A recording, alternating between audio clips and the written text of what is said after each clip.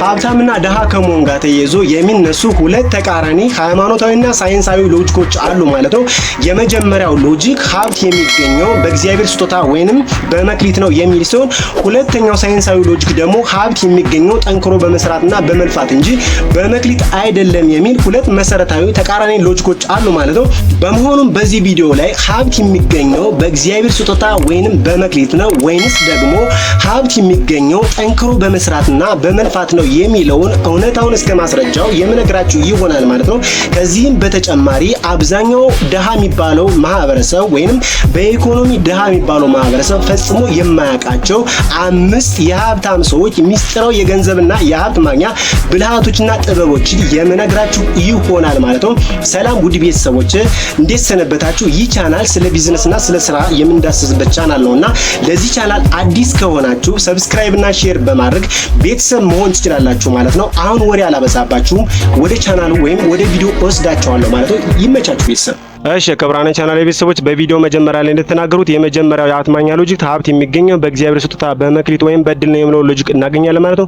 ብዙ ሰዎች ገንዘብና ሀብት በእድል ነው፣ አንዳንድ ሰዎች ደግሞ እኔ እኮ ሀብታም ሳልሆን ድሃ የሆንኩት እድሌ ወይም እግዚአብሔር የሰጠኝ መክሊት ስለሆነ ነው ድሃውኝ የቀረሁት የሚሉ ሰዎች አሉ ማለት ነው። ነገር ግን የሰው ልጅ የፈጠረ እግዚአብሔር አምላክ ለሰው ልጅ ሀብት ማግኘት መክሊት ወይም እድል ለሁሉም ሰው እኩል ሳያዳላ የሰጠን ጸጋ ነው ማለት ነው። ከመጀመሪያውም የሰው ልጅ የፈጠረ እግዚአብሔር አምላክ የተወሰኑ ሰዎች ሀብታም ሆነው የሚፈልጉትን እየበሉ የሚፈልጉትን እየጠጡና የሚፈልጉትን እየለበሱ አብዛኛው ድሃ የሚባለው ማህበረሰብ ደግሞ እየተራዘና የሚለብሰው አጥቶ ተጎሳቁሎ እንዲኖር የሚያደርግ አዳልቶ መክሊት የሚሰጥ አምላክ አይደለም ማለት ነው። በመሆኑም የሰው ልጅ የፈጠረ እግዚአብሔር አምላክ ሰውን ሲፈጥር ሳያዳላ እኩል የሀብት መክሊት ሰጥቶታል ማለት ነው። ነገር ግን የሰው ልጅ እግዚአብሔር የሰጠውን የሀብት መክሊት ጠንክሮ በብልሃትና በጥበብ የማይጠቀም ከሆነ ደግሞ ሌላ ጠንክሮ ለሚሰራ ሰው ይጨመረታል እንዲሉ መክሊቱ ሌላ ጠንክሮ ለሚሰራ ሰውና ጠንክሮ ለሚሰራ ማህበረሰብ ይሰጥበናል ባይ ነኝ። ለዚህም ማረጋገጫ እግዚአብሔር አምላክ የሁሉ ጌታ ሁሉን የፈጠረ ሁሉን ማድረግ የሚችል የሀብት የጥበብ የእውቀት የመክሊት አባት አልፋና ኦሜጋ የሆነው አምላካችን ጌታችን ኢየሱስ ክርስቶስ የሰው ልጅ ሲፈጥር ሰው ከመፍጠር በቀር ሙሉ አድርጎ ሰውን ሲፈጥር ሀብት እንዳያገኝ በመጽሐፍ ቅዱስ ላይም አልነፈገው። በመሆኑም እግዚአብሔር አምላክ የሀብት ማግኛ መክሊት እኩል ሳያዳላ የሰጠን ጸጋ ሲሆን በተለይም ደግሞ በትጋት በጥበብና በሚስጥር ለሚሰሩ የሰው ልጆች ሀብትን በሀብት እውቀትን በእውቀት ጥበብን በሚስጥር ሳይሳሳ የሚሰጥ አምላካችን የሀብት መክሊትም ሳያዳላ እኩል የሰጠን ጸጋ ነው።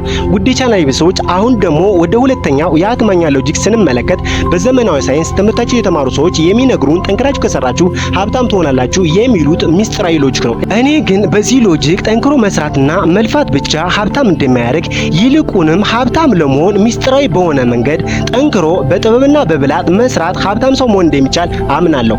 ይህንን ያልኩበት ዋና ማስረጃዬም በዓለም ላይ ካሉ እጅግ ፈግተው በወዛቸው ጠንክረው የሚሰሩ ሰራተኞች መካከል የጽዳት ሰራተኞች፣ ወዛደሮች፣ ገበሬዎችና የኮንስትራክሽን የቀን ሰራተኞች ሀብታም የማይሆኑ ጠንክረው ስለማይሰሩ ሳይሆን አሰራራቸው በብልሃት በጥበብና በሚስጥር ስላልሆነ ከሰው በላይ እየለፉ ሀብታም መሆን እየፈለጉ ነገር ግን በድህነት እንዲኖሩ ያደረጋቸው ስራ የሚሰሩበት አሰራር በጉልበት ብቻ በመሆኑም በላይ ከሚያገኙት ገንዘብ ላይ እውቀትን፣ ሚስጥርና ጥበብን የሚባሉ እሴቶችን ስለማይጨምሩበትና ጉልበታቸውን ብቻ የሀብቱ ምንጭ ስላደረጉ ነው።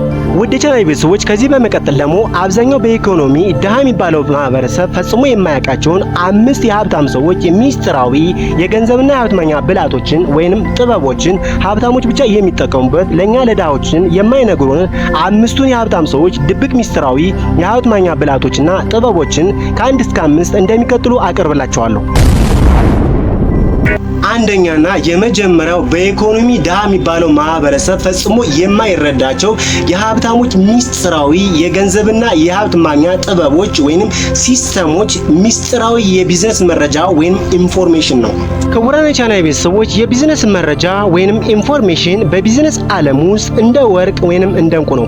የቢዝነስ መረጃ ወርቅ የሚሆነው ደግሞ መሬት ውስጥ እያለ በሚስጥር ሲቀመጥ ብቻ ነው። ነገር ግን የቢዝነስ መረጃ ለሁሉም ሰው ይፋ ከሆነ ወርቅ መሆኑ ይቀርና ተራ ድንጋይ ይሆናል ማለት ነው። ስለሆነም አሁን ላይ ያሉ ዝነኛ ባለሀብቶች ስለ ቢዝነስ መረጃ በትንሽ ገንዘብ ከባለስልጣኖች ከሙያተኞችና ከደላሎች ማንም ሰው ሳይሰማ ቢዝነስ መረጃን በገንዘብ ይገዛሉ። ይህ የቢዝነስ መረጃ አስቀድመው በእጃቸው በማድረግ ማንም ሰው ሳይሰማ ክፍተቱን በመጠቀም ቀድመው ተዘጋጅተው ጊዜው ሲደርስ ሚሊዮን ብር ከድሃዎች ያፍሱበታል ማለት ነው።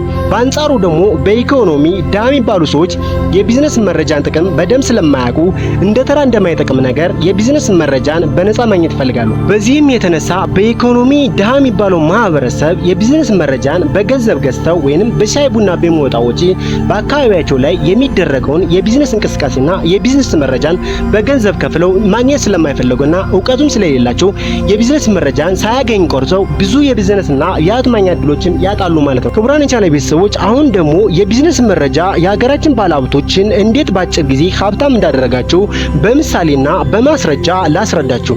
አስተውላችሁ ከሆነ በሀገራችን ኢትዮጵያ የኢትዮጵያ ብር በ2016 ዓመተ ምህረት ዶላር ከ58 ብር ወደ 130 ብር ሲጨምር የኢትዮጵያ ብርም የመግዛት አቅሙ ሲዳከም የኢትዮጵያ ባለሀብቶችም ዶላር እንደሚጨምር ማንም ሰው ከመስማቱ በፊትና በቴሌቪዥን ከመነገሩ በፊት ከታዋቂ ባለሙያዎች መረጃውን በትንሽ ገንዘብ አስቀድመው በመግዛታቸው ከውጭ የሚገቡ እቃዎችን እንደ ወርቅ፣ እንደ መኪና ስፔር፣ ነዳጅ፣ የኤሌክትሮኒክስ እቃዎችን አስቀድመው ከውጭ በማስገባትና በመጋዘን በመደበቅ ከውጭ አስገብተው መጋዘናቸው ላይ ደብቀው በማቆየትና በዶላር ጭማሪ ሰበብ በማድረግ ዶላር ከመጨመሩ በፊት ገዝተው ያከማቹትን እቃዎችን በመሸጥና በመለወጥ በሚሊዮንና በቢሊዮን ብር አትርፈው በሀብት ማማ የደረሱ ብዙ ኢትዮጵያን ባለሀብቶች የቢዝነስ መረጃን ከባለሙያዎች አስቀድመው ስለገዙ እንጂ የተለየ ጠንክረው ስለሰሩ አይደለም። በዚህም የተነሳ ባለሀብት ሆነዋል ማለት። እዚህ ላይ እንደምንረዳው እነዚህ ባለሀብቶች ጠንክረው ስለሰሩ ምታተኛ ስለሆኑ ሳይሆን ሀብታሞች የሚበለጸጉት ድሃውን ማህበረሰብ የማይሰማውን መረጃ አስቀድመው በገንዘባቸው ስለሚገዙ ብቻ ነው። ክቡራን የቻናሌ ቤተሰቦች የቢዝነስ መረጃ ባለሀብቶችን እንዴት ባጭር ጊዜ ሀብታም እንደሚያደርጋቸው አንድ ምሳሌ ልጨምርላችሁ። አንድ ባለሀብት ከ5 ዓመት በኋላ በአንድ በረሃ ቦታ ላይ ትልቅ አውራ ጎዳና ወይም ባቡር መስመር እንደሚዘረጋ በውስጥ ከባለሙያው መረጃውን ያገኛል እንበል። ባለሀብቱም መንገዱ የሚያልፍበትን መሬት ካሁኑ በርካሽ ምንም ከሌለው አርሶ አደር ይገዛዋል እንበል። ባቡር መንገዱም ወይንም አውራ ጎዳናውም ከ5 ዓመት ቆይታ በኋላ እንደሚዘረጋና መረጃውም ለህዝብ ይፋ ሲሆን የመሬቱን ዋጋ በ50 እጥፍ አባዝቶ አትርፎ ይሸጠዋል ማለት ነው። በዚህም ባለሀብቱ ስለ መሬቱ ተፈላጊነት በመረጃ ስለገዛው በአጭር ጊዜ ውስጥ ሀብታም ሲሆን፣ መሬቱን የሸጠው ባለ መሬቱ ወይም አርሶ አደሩ ግን መረጃውን በዜና ሲሰማው ያለ ዋጋ እንደሸጠው ይሰማዋል። በዚህም የተነሳ የቢዝነስ መረጃን በወቅቱ ባለማግኘቱ ምክንያት መሬቱን ያለ ዋጋ በመሸጡ ድሃ እንዲሆን ሲያደርገው፣ መሬቱን የገዛው ሰው ግን 50 እጥፍ አትርፎ ሲሸጠው በአጭር ጊዜ ውስጥ ሀብታም ይሆናል ማለት ነው።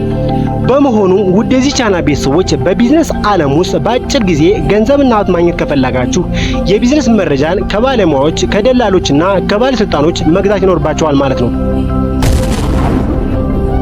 ሁለተኛ በኢኮኖሚ ድሃ የሚባለው ማህበረሰብ ፈጽሞ የማይረዳቸው የሀብታሞች ሚስጥራዊ የገንዘብና የሀብት ማግኛ ጥበቦች ወይንም ዘዴዎች የሀብት ማባዣ ወይንም ደግሞ ሌቨሬጅ ሳይንስ ወይንም ደግሞ የ80-20 ፓሬቶ ፕሪንሲፕል ስለተረዱ፣ በአንጻሩ ደግሞ ድሃ የሚባለው ማህበረሰብ ጉልበቱን ብቻ የሀብት ምንጭ አድርጎ ስለሚያስብ ነው።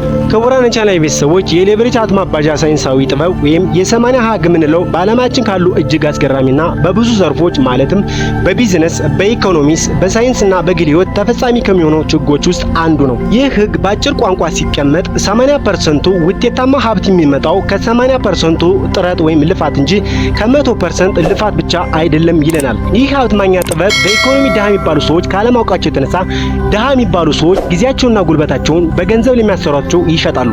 በአንጻሩ ሀብታም የሚባሉ ሰዎች ግን ገንዘብና ሀብት ለማግኘት ጉልበትን፣ ገንዘብን፣ ቴክኖሎጂንና ሚዲያን አቀናጅተው በሀብት ማባዣ ወይም በሌቨሬጅ ሲስተም በተባለ ጥበብ ሀብታም ይሆናሉ። ውድ ቤተሰቦች በዚህ ሀብት ማግኛ ጥበብ ሀብታም ሰዎች በመጀመሪያ ደረጃ ሀብታም እንዲሆኑ ከሚያደርጋቸው ስራዎቹ ከ80% ትርፍ የሚያመጡላቸው መካከል 20% ብቻ ወሳኝ ስራዎችን ብቻ ለይተው በትጋት ይሰራሉ። ቀሪውን 80% ውጤት የማያመጡበት ስራ ደግሞ ለሌላ ሰው በኮንትራት ወይም ደግሞ በቴክኖሎጂ ይተካሉ። በዚህም ሀብታም ሰዎች ዋና ትኩረታቸው ብዙ በመስራት ወይም በመድከም ሳይሆን ውጤት በሚያመጡ ጥቂት 20% ስራ ላይ ብቻ ስለሚያደርጉ ቶሎ ሀብታም ይሆናሉ። በአንጻሩ ደግሞ በኢኮኖሚ ድሃ የሚባሉ ሰዎች ግን ጥበብን ካለማወቃቸው የተነሳ 100% ውጤት ለማግኘት 100% ደክመው ሁሉን ነገር ለመስራት ይሞክራሉ። በዚህም የልፋታቸውን ያክል ማግኘት የሚገባቸውን ሳያገኙ በከንቱ ደክመው የሰው እጅ እንዳዩ በኢኮኖሚ ድሃ ሆነው ይቀራሉ ማለት ነው። ክቡራን የቻናሌ ቤተሰቦች የሌቨሬጅ የሀብት ማባዣ ሳይንስ ወይም የ80-20 ኢኮኖሚክስ ጠንክሮ ከመስራት ይልቅ ብልህ ሆኖ መስራት የሚለውን ፍልስፍናና በሳይንስ ስሌት የሚያረጋግጥልን ትልቅ የሀብታሞች ብቻ የሚጠቀሙበት የሀብት ማግኛ ዘዴ ነው ማለት ነው። በመሆኑም ውድ ቻናሌ ቤተሰቦች እናንተም በማህበራዊ በኢኮኖሚያዊና በፖለቲካዊ ህይወታችሁ እንዲቀየር ከፈለጋችሁ የ80-20 የሌቨሬጅ ሲስተምን ተግባራዊ ብታደርጉ እናንተም ሀብታም የማትሆኑበት ምክንያት አይኖርም ማለት ነው።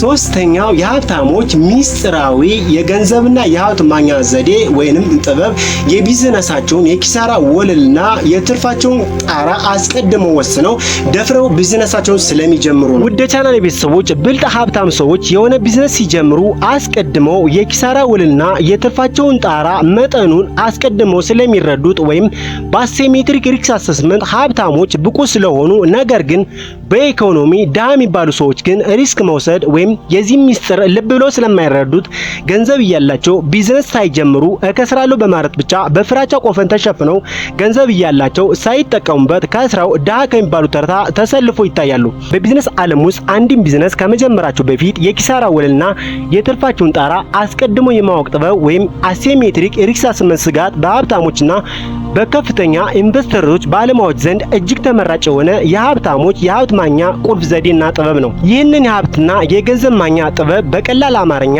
ለመግለጽ የኪሳራ ወለልና የትርፍን ጣራ የማወቅ ብልሃት ወይም አሴሜትሪክ ሪስክ ማለት የሆነ ቢዝነስ ከመጀመራችሁ በፊት የምትሰሩት የአዋጭነት ጥናት አይነት ሲሆን ቢዝነሱን ብትጀምሩት ደግሞ የምትከስሩት ወይም የምታጡት ነገር በጣም ትንሽ ከሆነና ነገር ግን ቢዝነሱን ብትጀምሩት የምታተርፉት ወይም የምታገኙት ገንዘብ ግን እጅግ ግዙፍ ከሆነ ቢዝነሱን ብትጀምሩት በአጭር ጊዜ ሀብታም የምትሆኑበት የሀብት ማግኛ ጥበብ ነው ማለት ነው። በቢዝነስ ዓለም ውስጥ የኪሳራ ወለልና የትርፍን ጣራ የማወቅ ጥበብ በምሳሌ ለማስረዳት ያህል አንድ ትልቅ የቢዝነስ ሰው ለምሳ ጋብዛችሁ ስለ ቢዝነስ ለማውራት 1000 ብር ብታወጡ ትልቁ ኪሳራችሁ 1000 ብርና 1 ሰዓት ብቻ ነው። ነገር ግን በዛ በጋበዛችሁበት ምሳ ምክንያት ትልቅ የቢዝነስ ኮንትራት ብታገኙ ህይወታችሁ ሊቀየር የሚችል አጋጣሚ ይፈጠራል ማለት ነው። በሌላ ምሳሌ ለማስረዳት እናንተ አዲስ የቴክኖሎጂ ድርጅት ለማቋቋም 50,000 ብር አወጣችሁ ቢዝነሱን ብትጀምሩት ምናልባትም ቢዝነሱ ባይሳካና ፌል ቢያደርግ የምትከስሩት 50,000 ብር ሲሆን፣ ነገር ግን ቢዝነሱን ብትጀምሩትና በጥሩ ከሄደ ድርጅታችሁ እንደ ፌስቡክ ወይም እንደ አማዞን ካደገ ለቢዝነስ ለመጀመር ያወጣችሁት 50,000 ብር ከ10 ሚሊዮን ብር ካፒታል በላይ ሊያድግ የሚችል የቢዝነስ አጋጣሚ እድል ይዞላችሁ ይመጣል ማለት ነው። ከዚህ ጉዳይ ጋር በተገናኘም ብዙ ሰዎች በአካባቢያችን እንደምናስተውለው የተሻለ ገንዘብና ሀብት በጠዋት ይዘው ሪስኮችን ወይም ስጋቶችን መመርመርና ማስተዳደር ትናንሽ ስጋቶችን አምኖ መቀበል ስለማይችሉ ገንዘብና ሀብት እያላቸው ከስራው ከሰው በታች ሆነው በድነት ሲባቅቁ ይታያሉ። እንግዲህ ውድ ቤተሰቦች የሆነ ቢዝነስ ሲጀምሩ በመጀመሪያ ደረጃ የኪሳራ ወለልና የትርፋቸውን ጣራ አመዛዘናችሁ ትንሽ ስጋት ያለበትና የተሻለ ከፍተኛ ትርፍ መጠን ያለውን ቢዝነስ ብትጀምሩ ቢዝነሳችሁ ገንዘብ እየፈጠረ ሀብታም ትሆናላችሁ ማለት ነው። አራተኛው የሀብታም ሰዎች ሚስጥራዊ የገንዘብና የሀብት ማግኛ ዘዴ ወይንም ጥበብ ሀብታሞች ብዙ ጊዜ ትናንሽ ውሳኔዎችን ወደ ጎን በመተው ትላልቅ ውሳኔዎች ላይ ብቻ የአእምሮ ጉልበታቸውን ስለሚያውሉት ነው ማለት ነው። ውድ የቻናሌ ቤተሰቦች አስተውላችሁ ከሆነ ሀብታም ሰዎች በትላልቅ ውሳኔዎች ካልሆነ በቀር እምቅ አእምሯቸውንና ጉልበታቸውን በትናንሽ ውሳኔዎች አያባክኑም። በዚህም በኢኮኖሚያቸው ጠንካራ ሰዎች ሲሆኑ፣ በአንጻሩ ደግሞ በኢኮኖሚያቸው ድሃ የሚባሉ ሰዎች ግን በትናንሽ ውሳኔዎች እምቅ አእምሯቸውንና ጉልበታቸውን ስለሚያባክኑና ስለሚባዝኑ ትላልቅ የቢዝነስ ጉዳዮችን ደፈር ብለው ስለማይወስኑ በኢኮኖሚያቸው ደካሞች ሆነው ድሃ ሆነው ይቀራሉ። ውድ የዚህ ቻናል ቤተሰቦች በትናንሽ ውሳኔዎች የአእምሮ ጉልበት ቁጠባ በብዙ ሰዎች ዘንድ በኢኮኖሚ በማህበራዊና በፖለቲካዊ ስኬታማ የሆኑ ሰዎች ዘንድ የተረጋገጠ እጅግ ወሳኝ የሆነ የገንዘብና የሀብት ማግኛ ዘዴ የሆነ የሁሉ ነገር መሰረት የሆነ ሳይንሳዊ ጥበብ ነው። ብዙ ጊዜ እኛ ገንዘብ የሌለን ድሃ የሚባል ሰዎች በየቀኑ የአእምሮ ጉልበታችንን የምንጠቀመው ዛሬ ምን ልልበስ፣ ዛሬ ምን ልብላ፣ የቤት ኪራይ ምን ልክፈል፣ ይሄ ዕቃ ውድ ነው ወዘተረፈ በሚሉ ተልካሻ ውሳኔዎችን የአእምሮ ጉልበታችንን እናባክላለን። በአንጻሩ ደግሞ ሀብታም የሚባሉ ሰዎች ግን በየቀኑ ትናንሽ ውሳኔዎችን አውቶሜት በማድረግ የአእምሮ ጉልበታቸውን በትልቅ የቢዝነስ ውሳኔዎች ላይ በማተኮር በቀላሉ ሀብታም መሆን ችለዋል። ለምሳሌ ታዋቂ ዝነኛ የሆኑ ባለሀብቶችን ብንመለከት ታዋቂው የፌስቡክና የትልቅ ኩባንያዎች ባለቤት የሆነው ማርክ ዙከንበርግ ሁልጊዜም ተመሳሳይ ግራጫ ቲሸርት የሚለብሰው ጠዋት ተነስቼ ምን ልልበስ በሚል ትንሽ ውሳኔዎችን አእምሮ ጉልበቱን ማባከን አልፈልግም በሚል ምክንያት ነው። ታዋቂው ፖለቲከኛ ፕሬዝዳንት ባራክ ኦባማ ቢሆን በስልጣን ዘመናቸው ሰማያዊ ወይም ግራጫ ልብስ ብቻ የሚለብሱት ምክንያቱም ሲናገሩ ደግሞ በየቀኑ ብዙ ከባድ ውሳኔዎችን አሉብኝ፣ በመሆኑም በየቀኑ ምን እንደምበላ ወይም ደግሞ ምን እንደምለብስ ትናንሽ ውሳኔዎችን መወሰን አልፈልግም ብለዋል።